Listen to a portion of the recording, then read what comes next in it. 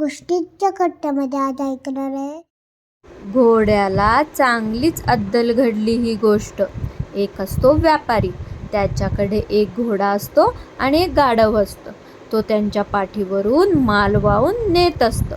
एक दिवस तो त्यांना घेऊन चाललेला असतो, पण गाढवाला ओझं सहन होत नाही.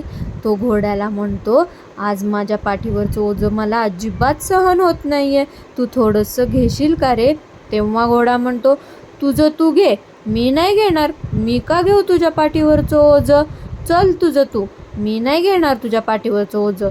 मग तो गाढव गप्प बसतो बिचारा. आणि काय होतं, त्या गाढवाच्या तोंडातून फेस यायला लागतो. त्याला ते सहन होत नसतं ओझं.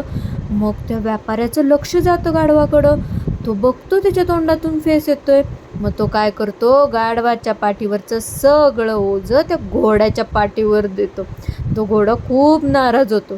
तो म्हणतो, मगाशी गाढव जेव्हा मला विचारत होता की थोडं ओझं घेतोस का, तेव्हा मी त्याला नकार दिला, आणि आता मालकाने सगळं ओझं माझ्याच पाठीवर दिलं, असं म्हणतो. आणि तो घोडा नाराज झालेला असतो आणि ते तिघं चाललेले असतात. गोष्टीचं तात्पर्य आहे, इतरांना सहाय्य करा.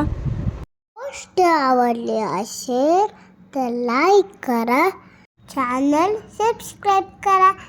थँक्यू.